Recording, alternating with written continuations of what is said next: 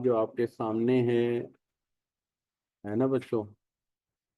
तो इसके अंदर हमने इकोनॉमिक सिस्टम्स के ऊपर बात की थी।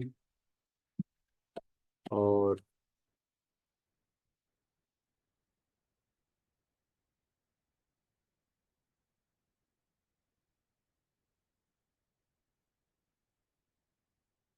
अच्छा बच्चों, बात असल में ये हुई थी कि हमने कहा था कि इन इकोनॉमिक सिस्टम से सवाल का जवाब मांगो। What to produce, how to produce, for whom to produce. तो सबसे पहले सवाल का जवाब मांगते हैं कैपिटलिज्म से, व्हाट टू प्रोड्यूस। तो कैपिटलिज्म जवाब देता है कि मैं ये तय ही नहीं करता कि नेसेसिटीज या लग्जरीज, ये होता है ना जवाब, व्हाट टू प्रोड्यूस नेसेसिटीज या लग्जरीज। वो कहता है कि मैं वो चीज प्रोड्यूस करूंगा जिसकी मार्केट में डिमांड। ठीक है, यानी मैं वो चीज प्रोड्यूस करूंगा जिसमें मुझे प्रॉफिट मिल रहा है और जिसका बायर मौजूद है, जिसका बायर मौजूद है, प्रॉफिट मिल रहा है, बायर मौजूद है।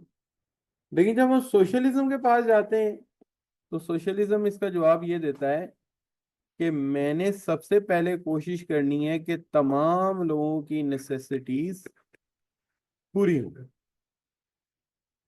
क्योंकि मैं तो एज अ रियासत मैं सबकी मदर हूँ। रियासत तो यही कहेगी ना, I am mother of all. तो मुझे सबकी जरूरतें पूरी करनी है। हाँ, अगर कुछ बच गया तो हम कंफर्ट्स भी बना देंगे। अगर कुछ बच गया तो हम कंफर्ट्स भी बना देंगे, लेकिन नेसेसिटीज फॉर ऑल, सबके लिए नेसेसिटीज पूरी की जाएंगी। लेकिन कैपिटलिज्म से जब बात करते हैं तो वो क्या कहता है? वो कहता है मेरा तो मकसद ही अपने मफाद का तहफ़्फ़ुज़ है। तो मुझे नहीं पता नेसेसिटीज है या लग्जरी, मुझे तो ये पता है कि जिसका बायर है, मैंने उसके लिए मुनाफा है, मैंने वो चीज बना देनी है। क्या हाल है बच्चों? अब आपके सामने दूसरा सवाल क्या था? ये इस सवाल का मतलब तो पता था ना आपको। व्हाट टू प्रोड्यूस, दो ही चीजें होती है, कि नेसेसिटीज होती है, एक लग्जरीज होती हैं। तो सोशलिज्म ने बड़ा अच्छा जवाब दिया, नेसेसिटीज फॉर ऑल, सबके लिए नेसेसिटीज बनाऊंगा। लेकिन कैपिटलिज्म ने क्या जवाब दिया? मुझे नहीं परवाह नेसेसिटीज लग्जरीज, मेरे को तो जो बायर मिल गया मैं वो बना दूंगा। हाउ टू प्रोड्यूस, इसके अंदर जो सवाल है इसका मतलब ये था कि आइदर ज्यादा मशीनें लगाओगे या ज्यादा लेबर। लेबर ज्यादा लगी तो लेबर इंटेंसिव, और अगर मशीनें ज्यादा लगी तो सवाल ये है लेबर इंटेंसिव या कैपिटल इंटेंसिव। ऐसे ही है बच्चों। कैपिटलिज्म से सवाल किया, उन्होंने कहा जी मुझे इसकी भी परवाह नहीं है, मैंने वो टेक्निक लेनी है जिसमें कॉस्ट मिनिमाइज हो, प्रॉफिट तो अल्टीमेटली हो ही जाएगा बेटा, रेवेन्यू मैक्सिमाइज हो। कॉस्ट मिनिमाइज हो, रेवेन्यू, और जो गैप है वो क्या बनेगा? प्रॉफिट। लिहाजा मुझे परवाह नहीं है कि बेरोजगारी होती है, जो भी होता है। अगर कैपिटलिस्टिक टेक्निक में मुझे फायदा है तो मशीन तो हमेशा सस्ता काम करती है मजदूर से, मुतालबे भी नहीं करती। तो वो क्या करेगा? वो वही चीज लगाएगा जिसमें कॉस्ट कम, रेवेन्यू ज्यादा और मुनाफा। लेकिन यही जो आप जब सोशलिज्म के पास लेके जाते हैं तो वो कहते हैं हमने तो सबसे वादा किया हुआ है कि जॉब फॉर ऑल। तो हम तो प्रेफर करेंगे हर वो तरीका जिसमें ज्यादा से ज्यादा जॉब्स हों। ठीक है, तो वो अक्सर बावजूद इसके कि टेक्नोलॉजिकली इनरिच हैं, वसाइल भी हैं उनके पास, कई जगह वो लेबर इंटेंसिव टेक्निक इस्तेमाल सिर्फ इसलिए करते हैं कि मजदूर फारिग ना बैठे। मसलन फॉर एग्जांपल, रशिया में कभी भी फर्नीचर मैकेनिकल तरीके से नहीं बनाया गया, मशीन से नहीं बनाया गया। हमेशा में हैंडमेड फर्नीचर बनाया गया। मकसद ये है कि अगर मशीन लगा ली तो मजदूर क्या करेंगे वो। ठीक है जी। तीसरा सवाल है फॉर ह्यूम टू प्रोड्यूस। इसके अंदर दो तरह के लोग हैं, एक गरीब और एक अमीर। कैपिटलिज्म का सवाल का जवाब फिर सिंपल है। क्या? कि मैंने उसके लिए प्रोड्यूस करना है जो प्रोडक्ट की डिमांड करता है। और डिमांड की डेफिनेशन ये है कि जिसके पास खरीदने की विल है और पे करने के लिए पैसे हैं, पावर टू पे। पावर टू पे। बाकियों का मुझे नहीं पता, बाकियों का मुझे नहीं पता। मैंने तो सिर्फ उसके लिए बनाना है जिसके पास मेरे प्रोडक्ट को खरीदने का इरादा भी है और जेब में पावर टू पे भी। जब हम यही सवाल सोशलिज्म के पास लेके जाते हैं, वो कहते हैं हमारे यहाँ स्टेट नहीं पे करना हर एक के लिए, लिहाजा हमने सबके लिए चीजें बनानी, जितने भी मास्टर्स हैं सबके लिए चीजें बनानी। राइट बच्चों? तो सवालों के जवाब आने शुरू हो गए। अब देखिए सिस्टम ने जवाब दिया है, हाल तो लिखा हमने अपने हाथ से, लेकिन सिस्टम की फिलॉसफी से हमने जवाब ड्राइव किया। क्या जवाब ड्राइव किया है? कि लग्जरीज या नेसेसिटीज। वो कहता है छोड़ो यार, मुझे क्या चाहिए, जिसका बायर उसके लिए बनाऊंगा। सोशलिज्म क्या कहता है? हाँ, थोड़े पैसे बच गए तो कंफर्ट भी बना दूंगा। लेकिन जब हम कहते हैं मशीनें लगाओगे या मजदूर, तो कैपिटलिज्म क्या कहता है? मैं तो मशीनों की तरफ ही जाऊंगा क्योंकि मुझे तो कॉस्ट मिनिमम चाहिए, रेवेन्यू ज्यादा चाहिए, तो और मुझे क्या चाहिए, तो मुनाफा चाहिए। लेकिन जब जाते हैं सोशलिज्म की तरफ, वो कहते हैं यार हमने तो सबसे जॉब का वादा किया हुआ है, हम कैसे ऐसी मशीन लगा लें जो मजदूरों को रिप्लेस करेगी। क्या हाल है बच्चों?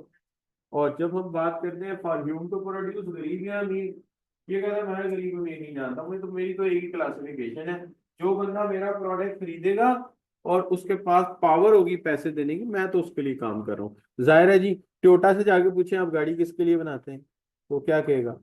जो मेरी गाड़ी खरीदने आता है और उसकी कीमत दे सकता है। क्योंकि मैं मुफ्त बांटनी शुरू कर दूं तो अगली गाड़ियां कैसे बनाऊंगा भाई, मैं तो कारोबार चलाना है। क्या हाल है बच्चों? क्यों भाई, ऐसा ही है। हम जाके यूएमटी से पूछे कौन से बच्चे पढ़ाएंगे, वो कहे हम तो प्राइवेट यूनिवर्सिटी है भाई, हम तो वो बच्चे पढ़ाएंगे जो बीबीए के लिए 22-24 लाख रुपया लेके आए पैसे, और थोड़ा बहुत पढ़ना आता हो, बाकी हम पढ़ा दें। क्या हाल है? क्यों भाई, ऐसे ही है। लेकिन दूसरी तरफ जाएं कि जो सोशलिज्म है वो कहता है नहीं भाई, सबको मैंने जरूरतें देनी इसलिए मैं सबके लिए बनाऊंगा।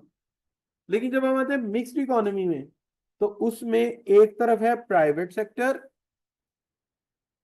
और दूसरी तरफ है पब्लिक सेक्टर। पब्लिक सेक्टर के सारे जवाब ये वाले हैं और प्राइवेट सेक्टर के सारे जवाब बताने की जरूरत नहीं है। भाई यूएमटी प्राइवेट यूनिवर्सिटी है ना, किसके लिए काम करती है? जो पैसे दे सके। और पंजाब यूनिवर्सिटी गवर्नमेंट की है, वो किसके लिए काम करती? मेरिट पे आओ, जो मेरिट पे आएगा हम पढ़ा देंगे, पैसे नहीं भी होंगे, हमने कौन सी ज्यादा फीस लेनी है भाई। क्या हाल है? मैं खुद हैरान हूँ, मेरी बेटी पढ़ती है बीएससी काउंटिंग एंड फाइनेंस में, है जी, 38,000 रुपये सेमेस्टर की फीस है, 38,000।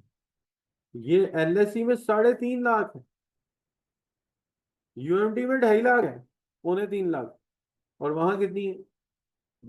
इसको 2 से जरब दे लो तो पूरे साल की कॉस्ट कितनी है? 80,000 रुपये मैक्सिमम, बस। क्या स्कॉलरशिप पे आओ, यानी मेरिट पे आओ, नेचुरल से कॉलेज स्कॉलरशिप मिल गया आपको। ठीक है जी, बात बनती है कि नहीं बताओ? तो ये चीज है कि सरकारी वाले ये बातें करेंगे, चार ज्यादा जॉब प्रोड्यूस करेंगे, रेलवे का मेरा वर्क कर दिया तुमको जॉब दे दी, इतनी जॉब नहीं, वो इनएफिशिएंट हो गया।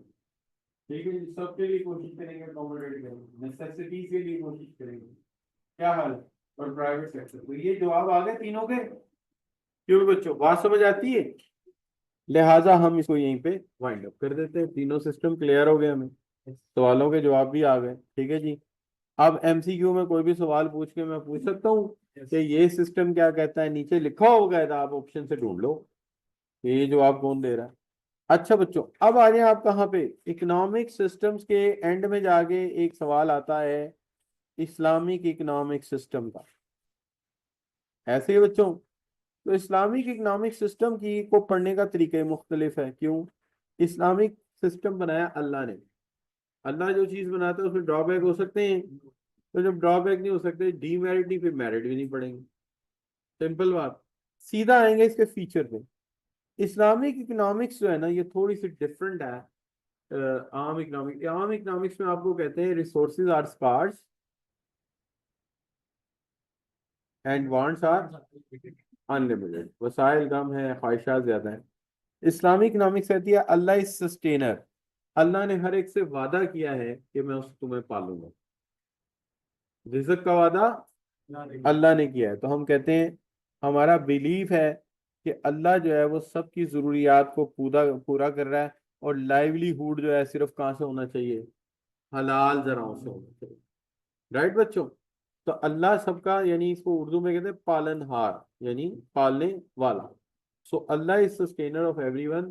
चरिंद परिंद इंसान सबसे खुराक का वादा अल्लाह ने किया। तो सबसे पहली बात इसमें यह फर्क है कि रिसोर्सेज की स्कार्सिटी की बात नहीं हो रही। सबसे पहले ये बात हो रही है कि जरूरियात का वादा अल्लाह ने किया। दूसरी बात, अल्लाह हर चीज का ट्रू ओनर है। इसका मतलब है जो चीजें हमारे पास हैं वो क्या है? वो भी अल्लाह की हैं। तो हमें किस हिसाब से दी गई हैं? अल्लाह की हैं, हमें किस हिसाब से दी गई हैं? यानी इसका मतलब है आपके अब्बू के पास जो गाड़ी है अल्लाह की है, जो आप मोटरसाइकिल है किसकी है? तो आपके पास किस हिसाब से है फिर? नहीं बच्चों, कॉन्सेप्ट ऑफ इमानत है। आप इसके इमानतदार हैं। मालिक अल्लाह है, घर का, गाड़ी का, फैक्ट्री का, हर चीज का। आप उसके कौन है? ईमानतदार, यानी आप उसका स्टीवर्ड है। स्टीवर्ड का मतलब क्या होता है? स्टीवर्ड क्या करता है? अल्लाह की जिस मालिक की रजा के मुताबिक उसको इस्तेमाल करता है। स्टीवर्ड क्या करता है? मालिक की रजा के मुताबिक उसको इस्तेमाल करता है। तो बताइए, अगर आप फजर के वक्त उठ के लाइट नहीं जलाते घर की, तो क्या अल्लाह की रजा के मुताबिक घर इस्तेमाल कर रहे हैं? क्या हाल है बच्चों? अजान होते ही कोई वजू ही नहीं कर रहा, तो अल्लाह की रजा के मुताबिक कर रहे हैं?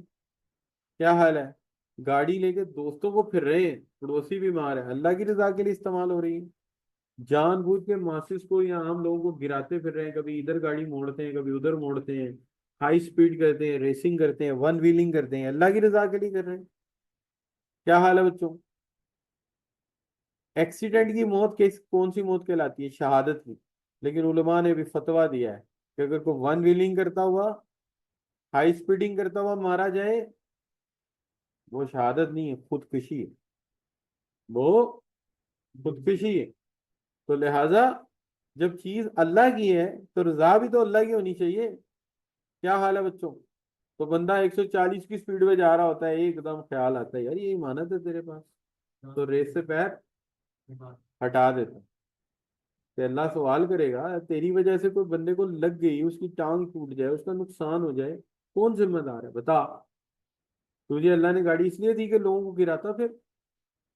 क्या हाल है? लोगों पे कीचड़ उछालता फिर?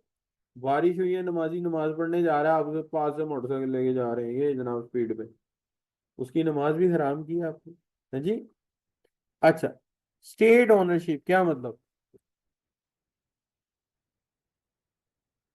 यानी इस्लाम ने ये कहीं नहीं कहा कि रियासत किसी की फैक्ट्री छीने, नेशनलाइज करे। रियासत को नजर आ रहा है ना चीनी महंगी है, तो रियासत मिल लगा ले, शुगर मिल लगा ले, खुद चीनी बना के दे दे लोगों को। क्या हाल है बच्चों? अच्छा, तो बात कहने की ये हुई, चले यार, आप कहते हैं जी लोग बड़े बेईमान है, यार फैक्ट्री लगा के किसी को लीज पे नहीं दे सकते तुम? इतने में चीनी बनानी है, शुगर में कितना मुनाफा है, तो रियासत कमा लेना यार, क्यों नहीं कमाती? मुनासिब मुनाफा कमा के बल्कि चीनी सस्ती कर दे। तो लिहाजा ऑल चीजें जितनी भी है वो अल्लाह ने पालनी है। अल्लाह सस्टेनर है, अल्लाह ट्रू ओनर है, हम ईमानतदार हैं चीजों के। और स्टेट ओनरशिप अलाउड है, जो कारोबार रियासत चाहे कर सकती है, चीनी बनाए, सीमेंट बनाए, लोगों की मदद करे। अच्छा बच्चों, प्रैक्टिसिंग मॉडरेशन, ना तो फजूल खर्च हो जाओ और ना ही बखील हो जाओ। तो फजूल खर्ची पे अल्लाह ने क्या कहा? फजूल खर्ची करने वाला अल्लाह का दोस्त नहीं हो सकता। और फिर एक हदीस भी है, जिसने मियाना रवि इख्तियार की वो कभी तंगदस्त नहीं हुआ। और फिर वकील के लिए क्या कहा कि जो लोग वकील हैं, अपनी जायज जरूरतों में खर्च नहीं करते, उनका माल जहन्नुम की आग में तबाह कर उनकी पेशानियों को दाग देंगे। तीसरे पारे में। इससे आपने हलक में यहाँ हाथ रखना भी जायज नहीं है। क्या हाल है बच्चों? दो प्लाजे,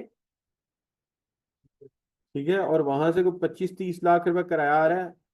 अब्बा की पेंशन से भी 1,70,000 आ रहा है। किराएदार भी मकान में रखे हुए हैं, एक ही फ्लोर में रह रहे हैं, उससे भी कोई 70-80 हजार किराया ले रहे हैं। ठीक है। और बीवी के लिए एक कमरा है। अल्लाह पूछेगा, यार खुदा के बंदे, तुझे 25 लाख रुपए किराया आ रहा, बाप की तुझे पेंशन आ रही है, बीवी को तू 60 रुपए की कौन खिला रहा है, माँ को तू मेरान में लेके जा रहा है।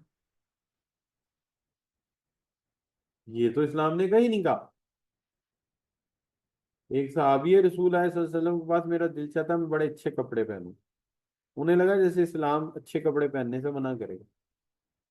तो नबी सल्लल्लाहु अलैहि वसल्लम ने कहा, अल्लाह खूबसूरत है और निफासत पसंद करता है। अल्लाह खूबसूरत है तो अच्छे कपड़े पहनो, किसने मना किया तुम? लिहाजा ये नहीं है कि आप पास माल भी है, सब कुछ है, लेकिन आप रोज ही चने पका के खाओ, आलू पका के खाओ, किसी ने कोई ऐसा बात नहीं। जो पैसा है वो आप कह रहे हो, अल्लाह ने तो साफ कहा है। तुम्हारा माल कौन सा है जो तुमने खा लिया पहन लिया? जो बच गया उसका तो हिसाब होना है। आप देखा नहीं हमारे दादा परदादा नाने नूने क्या करते थे? 60-70 साल की उम्र में जाके जायदाद पहले ही तकसीम कर देते। ये मकान इसको दे दो, ये प्लॉट उसको दे दो, ये फलां उसको दे दो। क्यों? जितना होगा हिसाब देना है। क्या हाल है बच्चों? तो हमारे यहाँ तो इतने बखील लोग हैं। एक खातून मैंने देखी अपनी आंखों से, सोने की चूड़ियां पहनी हुई हैं कुछ 7, 8, 10, और वैगन का इंतजार कर रही है। ये बखील हो नहीं है? सोना लग्जरी है, जरूरत तेरे पास है नहीं, खुद तो बस का इंतजार कर रही है, खुदा की बंदी। इसको बेच। सबसे पहले घर में फ्रिज लेके आ, एसी लगा। पानी पीना ठंडा ज्यादा जरूरी था। ये तो कल को तू मर गई तो बाद में लड़ाई होनी है चूड़ियों पे पिछलों की। क्या हाल है बच्चों? होती है नहीं होती? लड़ाई होनी है। और इसको बेच, उमरा कर, हज कर, गाड़ी ले। 7.5 तोले सोना है तुम्हारे पास, हज तुमने किया नहीं है। बताओ, ये कहाँ का इंसाफ है? क्यों जी? पहले सोना बेच, फर्ज अदा कर हज को। दूसरा काम क्या कर? पैसे बच गए, छोटी मोटी गाड़ी ले। क्यों खड़ी है वैन में? गाड़ी चलानी सीख। किसने मना किया तुम्हें? क्या औरत ऊंट नहीं चलाती थी सऊदीया में? चलाती थी। तो आज का ऊंट कौन सा है? हाँ, चलानी सीखो, क्यों नहीं सीखते हो? ऐसे जिंदगी गुजारनी है। मैं लाख दर्जे अच्छा समझता हूँ ये जो बच्चियां स्कूटी चलाती हैं। वही जैकेट पहनी हो, क्या पता औरत है मर्द है, हेलमेट पहना क्या पता मर्द है। बनिस्बत इसके कि एक बस में आप घुसे। क्या हाल है? उस बेटर, जब फारिग हुए, अपनी बाइक स्टार्ट की, घर आ गए। ठीक है। हाँ ठीक है, आप अपना लिबास ऐसा पहने जो पता ही चलेगा आप औरत चला रही मर्द चला रही। और किसी का कंसर्न भी नहीं है। देखिए एक बात याद रखिए, मर्द होने के नाते याद रखिए, जब किसी औरत ने गाड़ी ले ली, उसने शीशे बंद कर लिए, अंदर वो जो सा मर्जी लिबास पहने, अगर आप उसकी गाड़ी में झांकेंगे, आप उसकी दीवारों में झांकेंगे, चार दीवारी में झांकेंगे। चार दीवारी में झांकना गुनाह आपका है, उसका नहीं है। वो अपनी गाड़ी के अंदर चादर ओढ़े, दुपट्टा ओढ़े, ना ओढ़े, शीशे बंद है, वो उसकी चार दीवारी, उसका घर है। गुनाहगार कौन? झांकने वाला। ये आपकी जिम्मेदारी है। वो अपनी बाइक पे जा रही है, वो उसकी कस्टडी है। आप ताड़े, गुनाहगार आप हैं, वो नहीं। लिहाजा ये आपने सोचना है कि कहाँ आपकी हद है, आपने कहाँ रुकना है, कहाँ आपने रुकना है। मैं बता दूं, समझ आ गई बात की, लिमिट कोई नहीं है। देखिए, अगर हम अपने आप को नफ्स के सहारे पे छोड़ दें, तो नफ्स तो ऐसा बेलगाम घोड़ा है कि हमें जाके ऐसी जगह पटकेगा, यहाँ पीछे ना माँ रहेगी, ना बहन रहेगी, ना बीवी रहेगी, कोई रिश्ता ही नहीं रहेगा। नफ्स की तो ये प्रॉब्लम है। नफ्स की तो ये, हम उस पे इस बेलगाम घोड़े को छोड़ नहीं सकते। ये जितना ताकतवर घोड़ा है, इसकी लगामें उतनी मजबूत होनी चाहिए। क्या समझो? ठीक है नहीं? और जितने लोग अय्यारी, मक्कारी और अय्याशी को इस मुआशरे में लाना चाहते हैं, वो सब वो बेगैरत लोग हैं जो अपनी माओं पे तो फख्र करते हैं और इज्जत से अपने बाप का नाम बताते हैं, हाँ ये हमारा बाप है, और आने वाली नस्लों से ये हक छीनना चाहते, आने वाली नस्लों से ये हक छीनना चाहते हैं। आज पाकिस्तान मुआशरा इस्लाम जितना भी कायम है, थोड़ा या ज्यादा, सिर्फ एक इदारे की वजह से कायम है, और वो है फैमिली। वो है, जिस दिन हमारे यहाँ भी डाइवोर्स रेट ज्यादा हो गया, मर्द और औरत में शक्को शकाबात बढ़ने शुरू हो गए, तो बच्चों का वही हाल होगा जो अमेरिका में हो रहा है। कोई वाली वारस नहीं होगा। ये मजबूत इदारा है जिसकी वजह से पूरा एशिया में पाकिस्तान कायम है, इंडोनेशिया, मलेशिया कायम है। आप खानदान का निजाम सऊदीया में देखेंगे तो वो इतना मजबूत आज नहीं है, मालो दौलत आने के बाद। और नतीजा आप देख रहे हैं आपके सामने, नतीजा आप देख रहे हैं। दुबई ने कंप्रोमाइज कर लिया, कुवैत करने जा रहा है, सऊदीया आगे रास्ते में खड़ा। ये चलता जाएगा, चलता जाएगा। बर्बादी ऐसी आती है, आवाज देके नहीं आती। क्या हाल है बच्चों? लिहाजा हमारा निजाम कहता है अल्लाह पालने वाला है, बेफिक्र हो जाए। दूसरी बात, दूसरी बात, true owner of thing, state ownership. क्या? रियासत की ओनरशिप। तीसरी चीज, प्रैक्टिस मॉडरेशन, म्याना रवि इख्तियार करो। और आखिरी चीज, prohibition of charging Riba, interest, interest charge ना करो। ठीक है ना? क्यों? सूद, अल्लाह कहता है ना तुम किसी पे जुल्म करो, ना तुम पे जुल्म किया जाए। और इस पे तो बड़े हार्ड किस्म का जो है ना वर्स आती है कुरान में कि स्टॉप रिबा, सूद को, either get ready to war with Allah and his messenger सल्लल्लाहु अलैहि वसल्लम। या तुम रिबा छोड़ दो, या अल्लाह और उसके रसूल से जंग करिए। It's up to the people. और बरतानिया, अमेरिका ने शरह सूद 1% क्यों की थी, 1.5% क्यों की, 2% क्यों की, तकरीबन खत्म कर दी ना। केन्स ने कहा ना, जॉन मेनूड केन्स ने कहा, उसने कहा दुनिया की इन्वेस्टमेंट में सबसे बड़ी रुकावट इंटरेस्ट। जब पैसा बंदे के पास आएगा, वो चाहेगा ये सेफ रहे, तो उसकी पहली तरजीह क्या बन जाएगा? सूद। और जब सूद होगा ही नहीं, तो एक ही रास्ता रह जाएगा, वो है कारोबार, बिजनेस। और बिजनेस जितना फैलेगा, रोजगार उतना बढ़ेगा। तो आप बताइए, यहूदियों ने अपना पैसा कितना सूद पे दिया? उन्होंने पूरी दुनिया से सूद में पैसा लेके ब्रांड स्टैब्लिश किया। क्या वो अमीर है या हम अमीर हैं? मुट्ठी भर लोग हैं, वो हमसे कई गुना ज्यादा अमीर हैं, क्योंकि उनका पहला कॉन्सेप्ट ये होता है पैसा पकड़ो एंड डेवलप अ कॉर्पोरेट। वो अपने बच्चे को ये गैजेट नहीं देते, व्हाट्सएप, फेसबुक। अपने बच्चों को छोटी उम्र में वो क्या करते हैं, ईद आई है उनकी, जो भी त्योहार है, छोटे मोटे फ्रेंच फ्राइज लगा के बेच, बर्गर बेच। अमीर लोग, बर्गर बेचो, फ्रेंच फ्राई बेचो, ताकि तुम्हें शुरू से ही कारोबार की आदत होगी। क्या हाल है बच्चों? और हमने शुरू से जब वॉइस वाली, तो पहली ऑप्शन मैट्रिक की, आप ऐसे चाहिए ट्यूशन पढ़ाते हैं, फिक्स पैसों की आदत से। एकेडमी में पढ़ाते हैं, फिक्स पैसों की आदत। हमें सारी फिक्स पैसों की आदत। हमें कॉर्पोरेट का ना तजर्बा, ना मुशाहिदा, कुछ भी नहीं। अच्छा बच्चों, आगे आ जाए अर्निंग्स। अर्निंग के लिए सिर्फ कौन से तरीके इस्तेमाल किए जाएंगे जो टीचिंग और इस्लाम में जायज है? शराब हम नहीं करेंगे, नशा व चीज हम नहीं बेचेंगे, ठीक है जी, सिगरेट हम नहीं बेचेंगे, हम वो चीजें करेंगे जो हलाल। होर्डिंग ऑफ वेल्थ डिस्करेज की गई है। क्या मतलब? दौलत अपने पास रखोगे तो वो कम ही होगी, 2.5% हर साल देते रहोगे, 20 साल बाद नॉमिनल रह जाएगी। बेहतरीन हल ये होर्डिंग के ऊपर क्या देनी पड़ेगी? जक़ात देनी पड़ेगी होर्डिंग पे। तो होर्डिंग मना है, पैसा यहाँ कारोबार में लगाओ या जरूरतमंद को दे दो। पैसा यहाँ कारोबार में लगाओ या जरूरतमंद को दे दो, दो ही हल हैं, और कोई हल नहीं।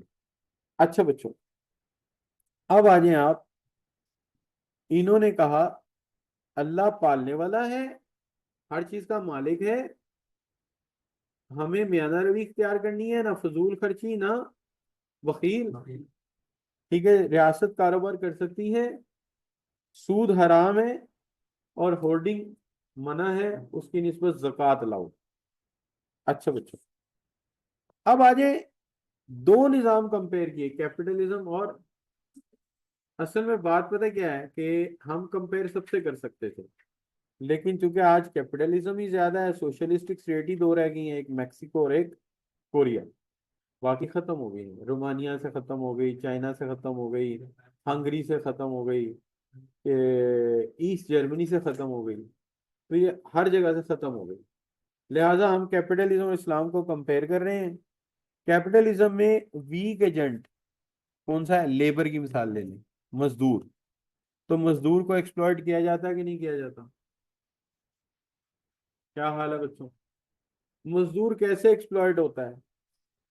8 घंटे के लिए आप हायर करते हैं, या तो 8 घंटे में आप उससे वो काम लेते हैं जो उसके बस के नहीं है, या उससे आप 12 घंटे काम लेते हैं, मजदूरी 8 घंटे की दे रहे हैं। ठीक है जी। इस्लाम कहता है जब भी तुम काम लोगे, मिनिमाइज करोगे ह्यूमन एक्सप्लॉयटेशन को, यानी इस्लाम कहता है कि जब किसी के साथ मजदूरी तय करो तो ईमानदारी से चेक कर लो कि इसमें इसके घर का खर्चा चल जाएगा या नहीं चलेगा। फिर इंस्टीट्यूशन ऑफ इंटरेस्ट, बकायदा लार्ज बैंकिंग इंस्टीट्यूशन है, पूरे का पूरा निजाम ही सूदी निजाम पे चल रहा। ठीक है जी।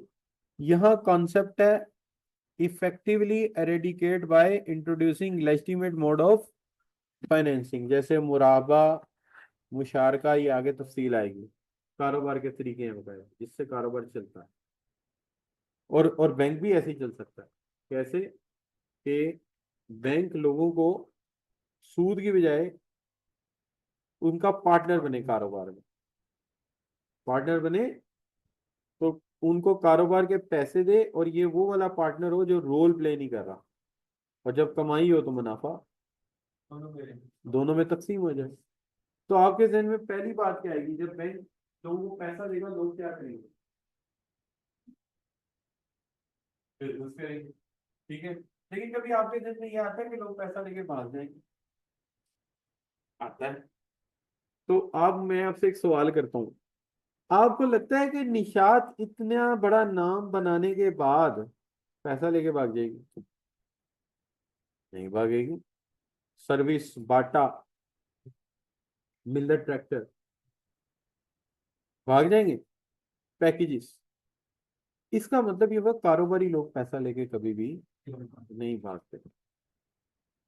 देखिए ना, आप मुझे 2 रुपए दें, मैं उसके 4 रुपए बना लूं, तो मैं आपसे ताल्लुकात खराब कैसे करूंगा?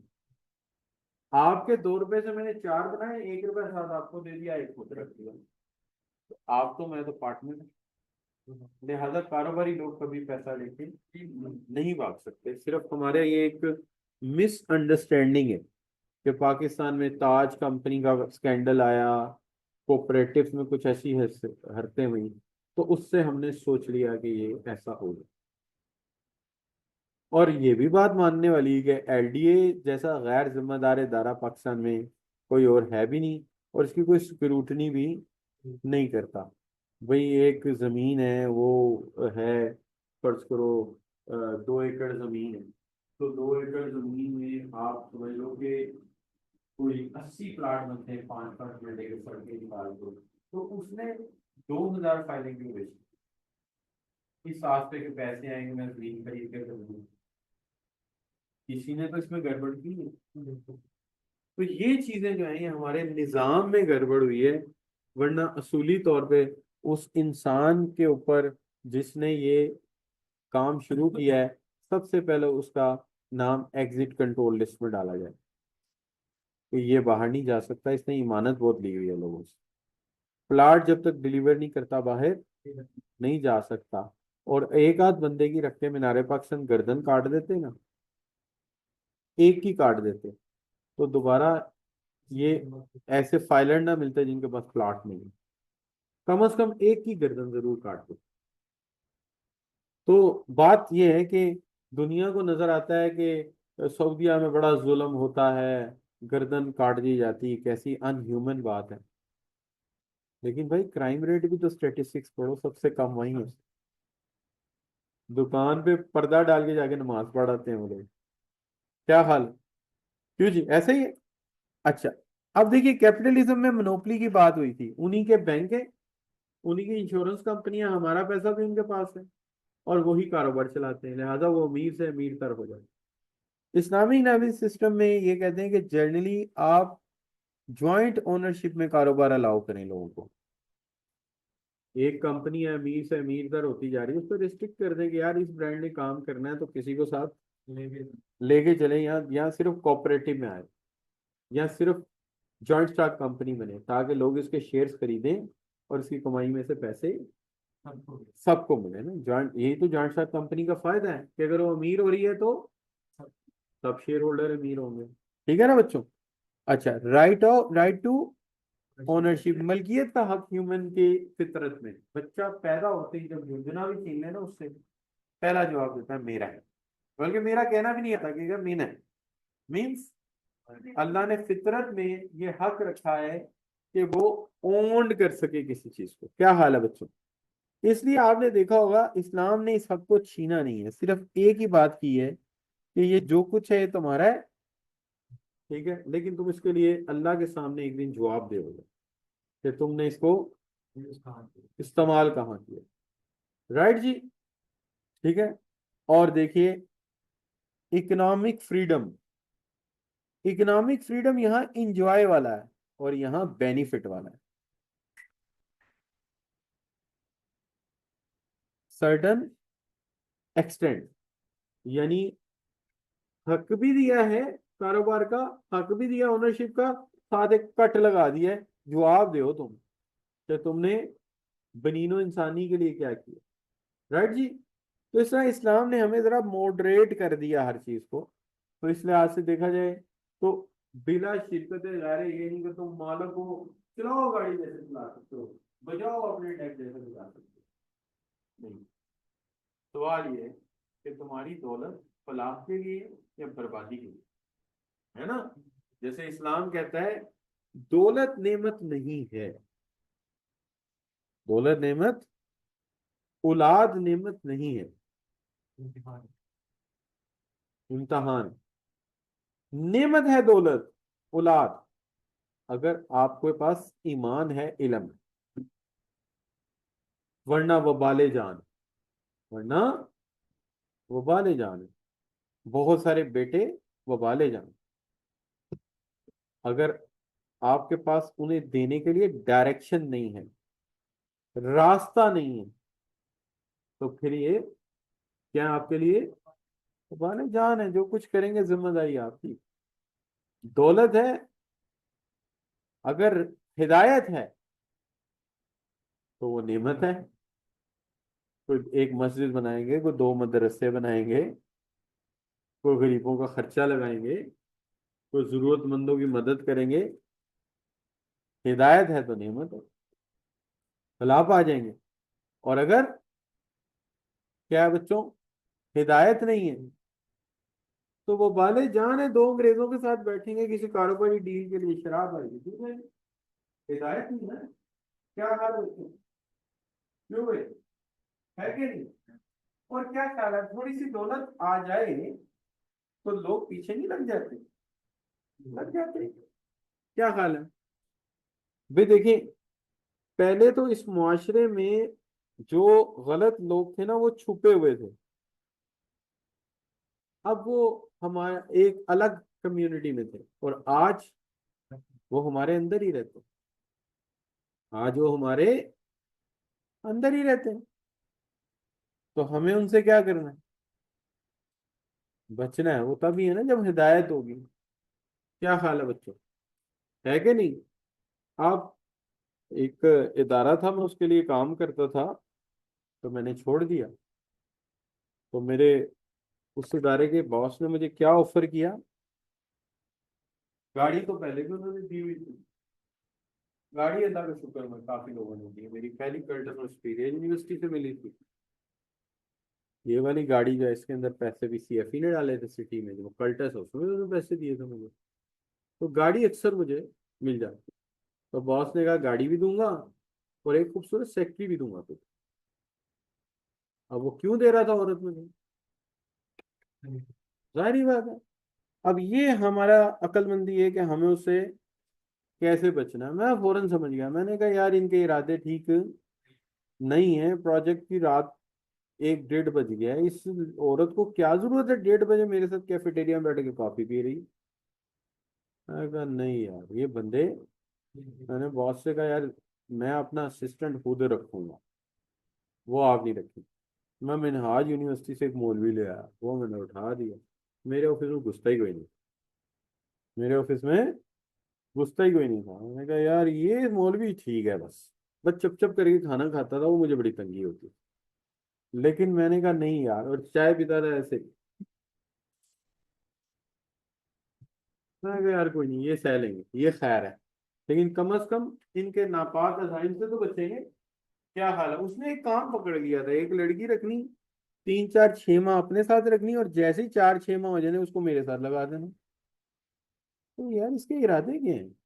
एक लड़का था, क्रिश्चियन था, उसका असिस्टेंट। मैंने एक दिन उसे घेरा, मैंने कहा कहानी क्या, अकाउंट तेरे नाम से ऑपरेट वो कर रहा है, लाइसेंस तेरा, बोतलें उसको जा रही। क्रिश्चियन को ना एक लाइसेंस मिला होता है। उन्होंने कहा सर जी गलत है, तो पता ही है। उस दिन मैंने सारी कहानी पूछ ली। उस दिन मैंने अल्लाह से दुआ की, या अल्लाह मेरी इधर से जान छुड़ा दे किसी का। तो आई वॉज अर्निंग अप्रोक्सीमेटली कोई 18 22 25 हज़ार कमा रहा था। वो उस जमाने में बड़ा था। तो मैं इधर आया तो पढ़ाता था इधर सीएफई में। उस जमाने सीएफई बहुत हिट था।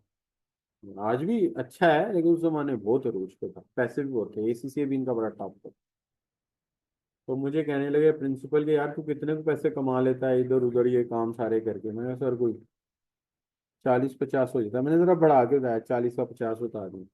उन्होंने 70 हज़ार का अपॉइंटमेंट लेटर दे दिया। सोच ले, आना है तो आ जाओ। मैं कहा, यार ये तो बढ़िया हो गया। लेकिन बाद में मुझे ख्याल आया 70 का था, 80 मिल जाएगा। नहीं समझेगा, इंसान का पेट ना भरता। तो ये हमें खुद सोचना है कि हमें इन चीजों से कैसे बचना है। जब तरक्की आएगी माल भी आएगा, माल आएगा तो मक्खियां भी आएंगी। अब उनसे आपने बचना कैसे, ये आपने पहले सोचना। अच्छा बच्चों, अब बात आ गई शरिया लॉ एंड इस्लामिक फाइनेंस। बात यह है कि शरिया लॉ और इस्लामिक फाइनेंस में क्या कहता है। असल में कुछ रास्ते बताना चाहते हैं कि इस्लाम में कौन से कारोबार हो सकते हैं, कौन से नहीं हो सकते। पहले कारोबार पे चलते हैं। देखिए अभी जिक्र आया था मुदारबा। मुदारबा एक ऐसा कारोबार है जिसमें एक बंदे का पैसा और दूसरे की कोशिश। एक बंदे का पैसा, दूसरे की कोशिश। तो जो मालिक है पैसे का, जो पैसा लगाएगा, एक पैसा लगाएगा, दूसरा कोशिश करेगा। तो जो कोशिश करेगा उसको कहते हैं मुदारिब। मुदारिब वो बंदा है जो कोशिश करेगा। और जो पैसा देगा उसको कहते हैं रब्बुल माल। रब्बुल माल, माल का माल। तो माल का मालिक कोई भी अमीर आदमी हो सकता है।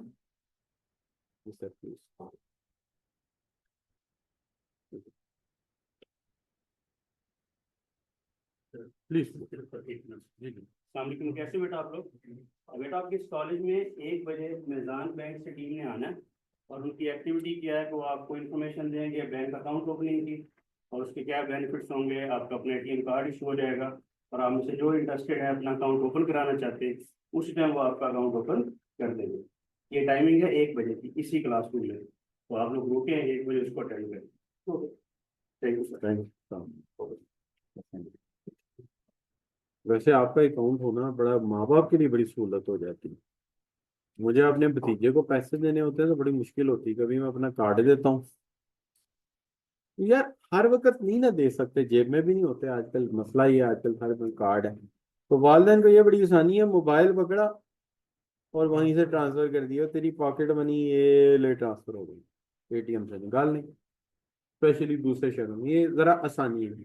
और जरा मिजान बैंक का काम थोड़ा सा बेहतर है, अभी तो हम रिबा पे ही बात कर रहे हैं। थोड़ा बेहतर है, इनकी सारी इन्वेस्टमेंट रियल एस्टेट में, शेयर्स वगैरह में है। तो ये आपको प्रॉफिट ऑफर करते हैं, नहीं इंटरेस्ट नहीं चार्ज करते। इनका एक निज़ाम डिफरेंट है। मेरे दो दोस्त हैं, इन्होंने पीएचडी किया है इस्लामिक फाइनेंस में। इनका सारा निज़ाम बनाया है मुफ्ती तकी उस्मानी साहब ने, नाम सुना होगा आपने। वो इनके कंसल्टेंट भी हैं, बोर्ड में भी हैं।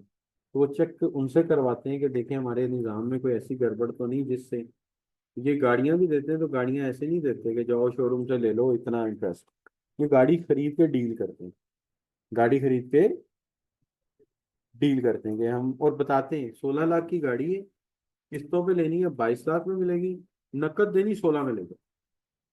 इस तरह करके डील करते हैं। तो किस्तों पे माल देने के ऊपर इमाम अबू हनीफा का फतवा है, वो दिया जा सकता है। बल्कि इवन एक बार नोटोरियस सा बंदा है इंजीनियर अली मिर्जा, वो भी कहता है कि जब आप किस्तों पे चीज लेते हैं तो वो जायज इसलिए है कि मालिक वो है, आप उसका किराया देंगे, साथ उसकी कीमत भी अदा करेंगे। तो इजाफी रकम जो है वो किराया है। तो डिपेंडिंग ऑन, बाकी आप ज्यादा अच्छा जानते हैं, आपका जो भी मसलक है, जो भी आपके इमाम है, आप उनसे पूछ सकते हैं। ठीक है। लेकिन बैंक खुलाने में मिजान बेटर है देन अदर्स। अच्छा, अब मुदारबा में क्या है, मैंने पैसे लगाए, एक दोस्त मेहनती था उसने कारोबार किया, जब पैसा कमाया आपस में क्या किया, डिवाइड कर दिया। तो मैं बैंक भी तो हो सकता हूँ। तो रब्बुल माल कौन बन गया, बैंक। ठीक है। और वो बंदा जिससे आपसे माल लेके कारोबार किया वो आपके कस्टमर के तौर पे आ गया, तो दोनों मिलकर कारोबार कर सकते हैं, बैंक और कारोबारी बंदा। दूसरा आ गया मुशारका। मुशारका कदीम शक्ल है, इस्लाम से भी पहले क्रिश्चियनिटी में भी जायज था, जूडाइज्म में भी जायज रहा, और इस्लाम में भी जायज। क्या, दो दोस्त हैं, तीन दोस्त हैं, पैसे भी मिलाते हैं और तय करते हैं तू ये काम करेगा मैं ये काम करूंगा, मिलके कारोबार चलाते हैं। मुशारका बिल्कुल जायज है, 100% जायज है। राइट बच्चों, नो प्रॉब्लम। अच्छा बच्चों, ये बात समझ आती है, मुश्किल तो नहीं। तो मुदारबा में क्या था, पैसा एक का, कोशिश दूसरे की, मुनाफा तकसीम होगा। मुशारका में क्या है, पैसा भी सबका, कोशिश भी सबकी। मुशारका, अगर एक बंदा काम नहीं करेगा, पैसा लगाएगा, तो वो मुदारबा है, वो मुदारबा है। मुशारका क्या है, सारे पैसे लगाएंगे, सारे कारोबार करेंगे। हाँ भाई, मुराबा, मुराबा वो बात है जो भी हो रही थी। आप जाते हैं बैंक के पास, मुझे गाड़ी चाहिए, मुझे गाड़ी चाहिए, तो कहता है credit enable customer to following Islamic principle to make a purchase without need interest. तो वो बैंक के पास जाता है कि मुझे कर्जे पे गाड़ी ले दो। बैंक कहता है मैं गाड़ी तो ले दूंगा तुम्हें, तो बैंक पहले गाड़ी को क्या करेगा, देखो बाय करो।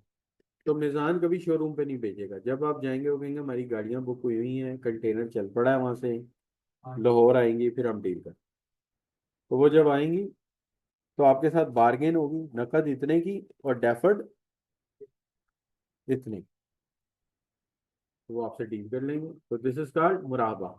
लेकिन इसके लिए तीन शर्तें रखी हैं इस्लाम में। पहली शर्त, हर गाड़ी की डील अलग होगी, कागजों पे नहीं लिखी जाएगी, फिक्स नहीं की जाएगी। पहली शर्त इस्लाम ने क्या रखी, हर गाड़ी की डील अलग होगी। दूसरी, गाड़ी बैंक को पहले खरीदनी पड़ेगी, ये नहीं कि लोन अप्रूव हो गया गाड़ी जाके ले लो, गाड़ी खरीदो फिर किस्तों पे दो या नकद दो। ठीक है जी। अच्छा, आगे आ गया इजारा। इजारा है लीजिंग। लीजिंग पता है क्या होता है, जिसमें चीज आपकी कभी नहीं होगी। तो गाड़ी के दो तरीके हैं। एक है कि मैं आप पास जाता हूँ, जान करता हूँ यार एक वैगन आर ले दें मुझे, वो कहे यार वैगन आर आती है, जैसी आती है हम आपसे डील करते हैं। वैगन आर आ गई, डील हुई। उन्होंने कहा देखो यार नकद है 35 लाख की, किस्तों पे देंगे तुम्हें 42 लाख की, मंजूर है 5 साल में दे देना। अगर वो ये कहते हैं तो ये कौन सा है, ये ऊपर वाला है, मुदारबा क्या है, मुराबा। फिर ये मुराबा। लेकिन एक तरीका ये, वो कहते हैं गाड़ी कभी तुम्हारी नहीं होगी, तुम इसे ऊपर पे चलाओगे, लेकिन रोजाना हमें 2,000 रुपया दोगे या 3,000 का दोगे, 4,000 का पर डे किराया दोगे, फिर ये क्या बन गया? फिर ये इजारा, फिर ये इजारा। राइट बच्चों? अच्छा, मुराबा में पहले तय है कि एंड पे गाड़ी आपकी हो जानी है, लिहाजा गाड़ी का किराया जमा कीमत किस्तों में डाल दी जाए। 5 साल की लीज है तो 60 महीनों का किराया ऐड होगा। 7 साल की लीज है तो 84 महीनों का किराया चलेगा। तो किराया और कीमत तकसीम करके इसका पैकेज बन जाएगा। और अगर इजारा है तो गाड़ी तो कभी आपकी होनी ही नहीं है, आपने किराए पे लेके गाड़ी चलानी है। ठीक है, तो फिर क्या बन गया? इजारा। इजारा व इक्तवा और इजारा एक ही चीज है, इसमें सिर्फ एक फर्क है। इजारा व इक्तवा में एक मुआहदा किया जाता है कि एंड पे एक दफा आपको गाड़ी ऑफर की जाएगी। ठीक है, अब हम ऐसा कर लेते हैं, एक मकान ले लेते हैं, उस मिसाल ले लेते हैं। मैं जाता हूँ, जाके कहता हूँ एक 5 मरले का मकान मुझे डीएचए में पसंद आ गया है। कितने मरले का बच्चों? वैसे डीएचए में 5 मरले का मकान होता है? होता है यार। हमारा जो है ना डिफेंस रोड जिसपे हम रहते हैं, हमारा टाउन डिफेंस रोड पे है ना, तो उसके सामने डीएचए रहबर है, वहां 7 मरले भी है और 5 मरले भी है। डीएचए रहबर कभी देखिएगा, डीएचए रहबर 5 मरले का प्लॉट भी है और बड़ा अच्छा, जबरदस्त। तो 5 मरले का मुझे आगे नहीं मकान पसंद, मैं जाता हूँ बैंक के पास, यार मेरे पास पैसे थोड़े हैं, मकान महंगा है। तो वो कहेंगे ऐसा करो, तुम वो पैसे दो, हम भी डालते हैं, मकान तुम्हें दे देते हैं, और लेकर इसका किराया और इसकी 20 साल के साथ कर देते हैं, और 20 साल बाद मकान तुम्हारा होगा। कौन सा मुआयदा बच्चों? कौन सा बच्चों? ये ये मुराबा है। हर महीने किराया ले रहा है और हर महीने साथ साथ उसकी कीमत ले रहा है। ये क्या है? मुराबा है। कीमत ले ही रहा, सिर्फ किराया ले रहा है, इजारा है। किराया ही ले रहा है, लेकिन वादा करता है कि जब जितना मुआवजा 20 साल बाद एक दफा तेरे से पूछ लेंगे तूने ये मकान लेना है कि नहीं लेना, सिर्फ एंड पे जाकर तुझे एक ऑफर दे देंगे कि तू अगर एंड ऑफ कॉन्ट्रैक्ट पे तुझे राइट देंगे सबसे पहले कि तू खरीद ले। क्या हाल है कि नहीं? अब तीनों में क्या फर्क है? एक एसेट मुझे मालिकाना तौर पे दे दिया, तुम ही मालिक बनोगे, इसका किराया और इसकी कीमत किस्तों में अदा करो, तो क्या बन गया? मलकियत की कोई चीज मेरे से नहीं ली, सिर्फ किराया ले रहे हैं। इजारा किराए के साथ ये मुआहदा कर लिया कि जब मुआहदा खत्म होगा एक दफा तुझे पूछ लेंगे, अगर पैसे हुए तो ये चीज तुझे दे देंगे, फिर क्या होगा? ठीक है जी। अब शराकत क्या चीज है? दोनों मेहनत करोगे, दोनों कारोबार करोगे। मुदारबा क्या चीज है? एक मेहनत करेगा, एक पैसे लगाएगा। जो पैसे लगाएगा रब्बुल माल है, जो मेहनत करेगा मुदारिब है। राइट जी। गाड़ी ली, थोड़ी सी मलकियत के पैसे और साथ उसका किराया, तो क्या बन गया? मुराबा। कोई मलकियत के पैसे नहीं लिए, सिर्फ किराया, इजारा। मुआहदा कर लिया, किराया देते रहो। 7 साल बाद अरशद क्या कर रहा है ये? मेरे वास्ते? ना ना, ले जा ले जा, ले जा। तो एंड में क्या बच्चों, आपसे पूछ लूंगा 7 साल बाद कि यार गोडे गोडे तो अब तुमने तोड़ ही दिए गाड़ी को। अपनी गाड़ी को आराम से चलाता, दूसरे की गाड़ी को आराम से थोड़ी चलाता। क्या हाल नहीं बच्चों? मुझे इससे याद आया, मेरे बहनोई आए अमेरिका से, तो मेरी कल्टस ले गए।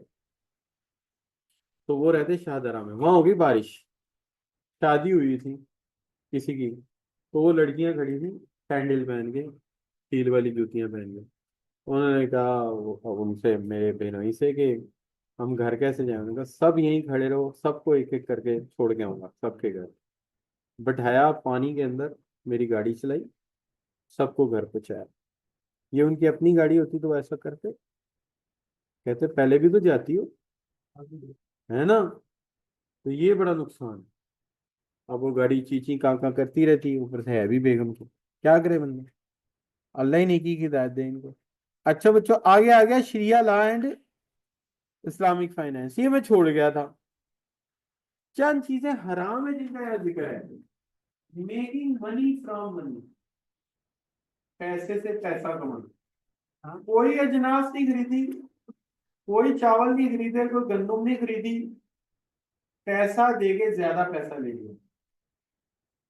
पैसे से पैसा कमाना क्या है? सूद है। इसीलिए तो उलमा ने मिजान के बैंक को हलाल करार दे दिया। क्यों?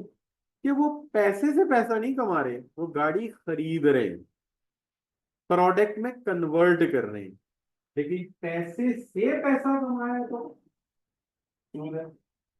दूसरी बात, bank should only generated through legitimate investment. और वो लेजिटिमेट इन्वेस्टमेंट क्या है? कारोबार करो, तिजारत करो, ट्रेड करो। चावल खरीदे सस्ते, महंगे बेच दिए, कारोबार। गंदम सस्ती खरीदी, बेच दी। कहीं से सस्ते लाए, डेकोरेशन पीस बेच दिए। ये सब लेजिटिमेट। ठीक है जी। अच्छा, लेकिन कुछ खरीदा ही नहीं यार आपने, और पैसे से पैसा कमाया, क्या हो गया? हराम हो गया। Investment in companies involve in gambling, जुआ खिला रहे। जुआ खिला रहे हो, पता है गिरारी से होती है, उस पर गेंद डाल देते। आजकल फिल्मों में बड़ा दिखा रहे हैं। जुआ है, जुआ। जुआ क्या है? हराम है। गैम्बलिंग हराम है। बताओ, गोल्ड लीफ का सिगरेट, गोल्ड लीफ का सिगरेट, वो भी हराम। टोबैको, यहाँ अक्सर पूछे सिगरेट पीने से वजू टूटता है, तो बेशर्मा हराम है, हराम है। क्या शक रह गया भाई? तुम अपने गुनाह की तौबा करो जाके। क्या हाल है? ये अपने लंग्स तुमने खुद बना लिए थे जिसमें धुआं डाल रहे हो। ये कितने के हैं? एक किडनी 20 लाख में पड़ता है आज। 10 लाख में सर्जन का डाल के 30 लाख का एक किडनी मिलता है, वो भी अगर आप यंग हैं और किस्मत अच्छी है आपकी। वरना क्या तकलीफ है आप सोच नहीं सकते। एक फिस्टुला बना हुआ, उसमें मशीन लगती है, उससे खून साफ होता है। दो मिले हुए हैं आपको अल्लाह की तरफ से। क्यों खराब कर रहे हो यार इन्हें? क्यों खराब कर रहे हो इन्हें? किसने हक दिया तुम्हें लंग्स में धुआं डालने का? किसका है लंग्स? कभी ट्रांसप्लांट हुआ है लंग्स किसी का? किडनी ट्रांसप्लांट होता है, लीवर ट्रांसप्लांट, लंग्स ट्रांसप्लांट नहीं होता। तो तुम क्यों ये कर रहे हो यार? किसने इजाजत दी? अल्कोहल, लीवर डैमेज, ये सब हराम, सीधा सीधा हराम, कोई शक की बात नहीं। अब बताओ, money making from investment by money from money हराम, ठीक है जी। लेकिन चीजें खरीद कर बेचना, प्रोडक्ट बनाकर बेचना हलाल। और बच्चों क्या? जुआ कराना, टोबैको करना। और उसके अलावा बच्चों देखो, prohibited selling non asset back derivatives. Non asset back derivative, ये जमीन का टुकड़ा है, ये जमीन का टुकड़ा है, आपके सामने है, 5 मरले का टुकड़ा है, ये बेचना हलाल, क्योंकि जमीन का टुकड़ा मौजूद है। जमीन है ही नहीं, फाइलें बिक रही है, पीछे कोई एसेट है? हराम। ठीक है, समझ आ रही बात की? नॉन एसेट बैक एस कोई भी चीज है वो हराम। आज का डॉलर भी वैसे हराम, क्योंकि इसके पीछे कोई गोल्ड नहीं रखा हुआ। बाकी रुपया कैसे होता है? ये रुपया जो हमारी जेब में होता है, ये क्या होता है? ये क्या चीज है? ये गोल्ड है। ये रुपया गोल्ड है। एक्चुअली हुआ क्या था? रुपया कैसे इजाद हुआ? ये 1000 रुपए का सिक्का है, सुनने सिर्फ फर्क ये है कि सिक्का गवर्नमेंट की तिजोरी में पड़ा है, ये उसकी रसीद है, तो उसकी रसीद है, ये सिक्का है। अगर हम चाहें तो हुकूमत को 1000 रुपया देके इसमें जितना सोना आता है वो हमें मिल सकता है। ये इजाद भी ऐसे ही हुआ। एक आदमी ने सोने का सेट बनवाया, ठीक है, सोच लीजिए मिसाल 20 लाख का, और उसने किसी को 20 लाख देना था। तो वो बंदा उससे मांगने आए, इत्तेफाक से जिस औरत के लिए बनवाया था वो दुनिया से विसाल कर गई। उसने कहा तू कहता है तो तुझे सोने का सेट ला देता हूं, अगर तू नहीं तो ये रसीद ले जा। ये तो सोना कहाँ था? ज्वेलर के पास। और उसको क्या मिली? उसने कबूल कर ली। ये पहली ट्रांजैक्शन थी पेपर करेंसी। इत्तेफाक से उसने आगे किसी के पैसे देने थे, उसने उसको रसीद थमा दी। वहां की हुकूमत को पता चला है कि रसीद 5 हाथ आगे चल चुकी है, और अब ये रुझान हो गया है कि सोने की अशरफी या बिस्किट वो ज्वेलर के पास रहता है, और ज्वेलर से रसीदें लेके लोग ट्रांजैक्शन करते हैं। फायदा ये ना गिरता है ना चोरी ना कुछ होती है। और जो उसका जो उसकी ट्रांसपोर्टेशन है वो भी आसान है, सोना वजन उठाना पड़ता है। हुकूमत ने सोचा अगर ज्वेलर जमानत दे सकता है तो हम तो उससे बड़ी जमानत है, तो हम ये सारे सिक्के उठा के एक जगह रख देते हैं और इनकी रसीदें इशू कर देते हैं। उन रसीदों को आज क्या कहते हैं? Currency note. हाँ ये ठीक है। हर एक ने अपने अपने बाबे की तस्वीर उसके ऊपर छापी हुई। पाकिस्तान ने कायदे आजम छाप दिया। इंडिया वालों ने कौन सा छापा हुआ? गांधी नहीं है यार, मेरा हाल गांधी है। यार कपड़े बड़े कम पहने हुए हैं उसने, डंडा सा पकड़ के खड़ा।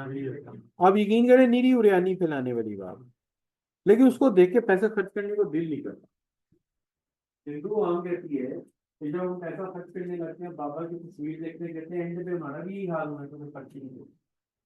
और एक हमारा बाबा है शाइनिंग आंखों में चमक, ऐसे लग रहा है बाबा जी कह रहे हैं और खाओ बच्चों खाओ, और मुल्की खा गए था। हाँ जी, वो सारा मुल्की खा गए। और उनका बाबा डंडा लेके खड़ा, खबरदार खाए। बच गया ना, ये बड़ा फायदा है। उसके कपड़े कम देख के वैसे ही खाने को दिल नहीं करता कि अंदर से तो ये हालत है। तो जो बंदा इंडिया में मटन कढ़ाई खाने जाता, आलू की भुजिया खा के आ जाता, नोट दे सही नहीं बोल रही? नहीं बच्चों, है क्या नहीं? तो हर किसी ने अपने बाबे की तस्वीर छापी हुई है। तो किसी जमाने में बच्चों ये जो गोल्ड होता था ना, गोल्ड, ये 100%, sorry dollar 100% convertible in gold था 1975 से पहले। शाह फैसल ने और भुट्टो ने शरारत करी थी, उसके बाद उन्होंने लिख दिया इसके पीछे कोई गोल्ड नहीं है, ये पेपर करेंसी है जिसके पीछे अमेरिकन गवर्नमेंट की जमानत है, उस पर ये चल रहा है। लिहाजा ये नॉन एसेट बैग है, नॉन एसेट बैग। अगर शरीयत पे चलते हैं ना मुस्लिम मुल्क, तो उसी वक्त अमेरिका से कह देते कि आज के बाद हम पूरी दुनिया में डॉलर में ट्रेड नहीं करेंगे, क्योंकि it is non asset bag. हम गुड्स से गुड्स एक्सचेंज कर लेंगे, ठीक है, लेकिन हम ये नहीं करेंगे। तो नतीजा ये होता है कि अमेरिका की हवा उसी वक्त निकल जाएगी। खैर अभी भी निकल जाएगी इंशाअल्लाह। क्या हाल है? ये डॉलर होगा 150 का, अगले 1 1.5 साल में डॉलर हो जाएगा, और सोना हो जाएगा 5 लाख रुपए। रियल एसेट की वर्थ बढ़ती जाएगी और डमी एसेट की वर्थ कम होती जाएगी। और दुनिया में सक्सीड वो लोग होंगे जिनके हाथ में रियल एसेट, याद रखिए। तो मैं अक्सर ये सोचा करता था कि कहते थे कि हमें दुनिया की चौथी वर्ल्ड वार का नहीं पता, लेकिन आखिरी वर्ल्ड वार डंडों से, मुक्कों से, घूसों से और ईंटों से लड़ी गई। तो यार ये कैसे होगा?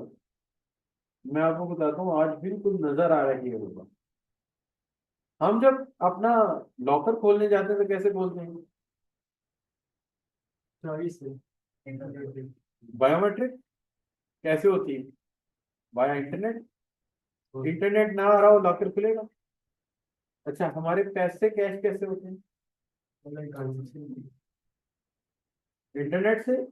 हमारी एटीएम कैसे चलती है? इंटरनेट से। हमारी गन्स कैसे चलती हैं? जीपीआरएस से। ड्रोन कैसे चलते हैं? जीपीआरएस से चलते हैं। फाइटर तैयारे कैसे चलते हैं? टैंक कैसे चलते हैं?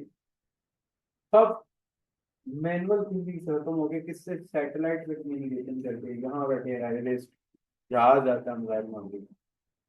जब फाइनल जंग होगी आप देखना ये एक दूसरे के सैटेलाइट तबाह कर देंगे,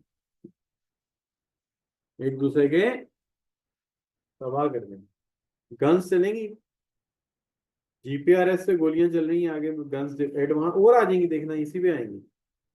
अब बंदूकें, टैंक, फाइटर जहाज, और आपके बैंकों के पैसे, लाकर, सब खत्म मिनटों।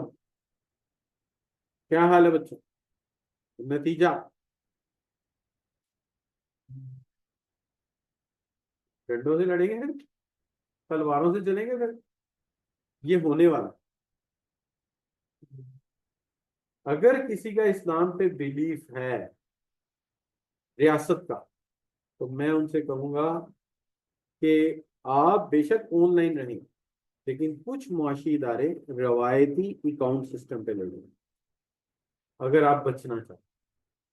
खातों पे, बकायदा खातों पे, खाते में काटो, लिखो कितने पैसे ले गए, कितने और इसके पड़ गए, निजाम चल जाए। वरना फ्यूचर में, ये मेरी फोरकास्टिंग है, कहीं आज आप जाके ऐलान कर दें सर ने बता दिया था ये होने वाला, घर वाले सारे पैसे ला के घर रखे। ये फ्यूचर में आपको प्रेडिक्ट कर, ठीक है बच्चों? चलिए सही है यार, ये लेक्चर का टाइम हो गया है, आज लेक्चर पहले ही, चलिए कल बात करेंगे। अच्छा बच्चों, अब आपका इकोनॉमिक सिस्टम कवर हो गया सारे? यस, ठीक है जी। अब रह क्या क्या है हमारा माइक्रो, कल करेंगे।